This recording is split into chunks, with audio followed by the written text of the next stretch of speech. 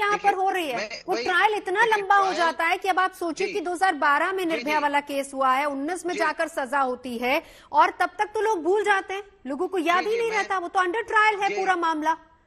बिल्कुल बिल्कुल, मैं इसी पे आ रहा हूँ। देखिए, होता ये है कि जब एफआईआर रजिस्टर होता है, इन्वेस्टिगेशन होता है, चार्जशीट फाइल होती है, विटनेसेस के स्टेटमेंट्स लिए जाते हैं, और जितने भी विटनेसेस हैं, फिर वो ट्रायल के टाइम जो है उनको सबको बुलाया जाता है, उनका एग्जामिनेशन इन चीफ होता है, क्रॉस एग्जामिनेशन होता है। बहुत बार विटनेसेस जो होते हैं डिले होने की वजह से, जब अगर इन्वेस्टिगेशन सही टाइम पे नहीं होता है, तो बहुत बार जो विटनेसेस होते हैं वो अवेलेबल नहीं होते हैं, वो कहीं शिफ्ट हो चुके होते हैं, या उनका पता नहीं चलता है, वो कहीं उनका एड्रेस बदल चुका होता है, तो उनको लाना, कोर्ट में प्रोड्यूस करना, और उनके जो है सारी बातों को रिकॉर्ड पे लेना कोर्ट के लिए, यही वो बात जो है है। इसके बिल्कुल, वजह से मैं इस पर आशुतोष जी देखिए, इसी पर ना मैं एक निर्मल जी का रिएक्शन लूंगी। निर्मल जी लौटती हूं जरा। एक बार आज कोर्ट ने खासतौर पर कोलकाता केस को लेकर सुप्रीम कोर्ट ने क्या कुछ कहा है, मेरे सहयोगी संजय शर्मा बता रहे, एक बार वो देख लेते हैं। सुप्रीम कोर्ट ने स्वतः संज्ञान लेते हुए राज्य सरकार यानी पश्चिम बंगाल सरकार और अस्पताल प्रशासन की जमकर खिंचाई की, जमकर फटकार लगाई। सीबीआई से स्टेटस रिपोर्ट मांगी है, साथ ही 10 सदस्यीय नेशनल टास्क फोर्स बनाई है ताकि वो टास्क फोर्स डॉक्टरों की सुरक्षा, अस्पतालों की सुरक्षा और इनसे जुड़े तमाम एक विस्तृत दायरे में अपनी रिपोर्ट 3 हफ्ते में मांगे। इस मामले में सबसे पहले सुप्रीम कोर्ट के चीफ जस्टिस डीवाई चंद्रचूड़ को पत्र याचिका लिखकर डॉक्टर मोनिका सिंह की तरफ से सत्यम सिंह ने याचिका दायर की थी, पत्र याचिका। तो आपकी याचिका, आपने आग्रह किया था सबसे पहले कि सुप्रीम कोर्ट सुओ मोटो ले और इस मामले में उचित दिशा निर्देश दे। जी, पहले मैं डॉक्टर मोनिका की तरफ से था, बट आज का जो हम जो है federation of doctors, resident doctors association को हम रिप्रेजेंट कर रहे हैं, जिसमें हमने सेंट्रल फोर्स डिप्लॉयमेंट की बात की थी, जो सुप्रीम कोर्ट द्वारा एक्सेप्ट कर लिया गया है। और साथ ही साथ उन्होंने एनटीएफ बनाया, नेशनल टास्क फोर्स बनाई है, जिसमें बाकी सारे मेडिकल कॉलेज से जो मेडिकल एसोसिएशन से उनसे मांगा है, और साथ ही साथ उन्होंने रिक्वेस्ट भी किया है कि प्रोटेस्ट को कॉल ऑफ किया जाए।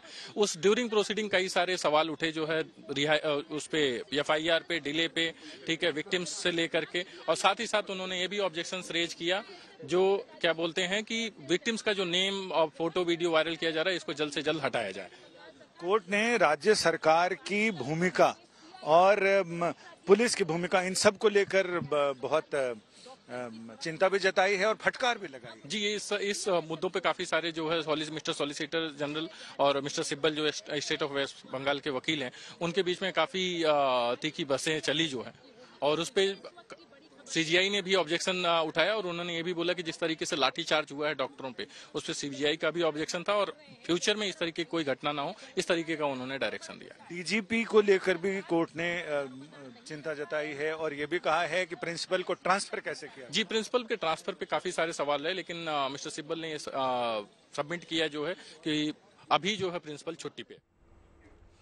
निर्मल कौर जी देखिए, आज सुप्रीम कोर्ट में कोर्ट ने स्वतः संज्ञान लिया, ये सारी बातें कही। सुरक्षा तो हर जगह, हम ये नहीं कह सकते कि महिलाओं की सुरक्षा में कहीं भी अगर नियम कायदे कानून जो बने हैं उसकी कमी है, बावजूद इसके महिलाएं सुरक्षित नहीं है। अभी आशुतोष जी ये कह रहे थे, और मेरा सवाल यही था उनसे, और आप सभी महिलाएं जो यहां पर मौजूद है एग्री करेंगी, कि जब तक ट्रायल खत्म होता है जनता भूल जाती है कि वो अपराध क्या था, किस तरह का अपराध था। हम प्ले कार्ड्स लेकर सड़कों पर उतरे थे, हमने हड़ताल की थी, उस मामले को लेकर लोग भूल जाते हैं इसका। यानी यही एक बड़ी वजह है, ये एक बड़ी वजह हो सकती है कि लोगों के जहन में डर नहीं होता। क्या समझ में आता आपको? की बात है, महिलाएं हॉस्पिटल तक में सुरक्षित नहीं है जो वहाँ कार्य कर रही हैं, जहाँ की दिन रात इमरजेंसी चलती है।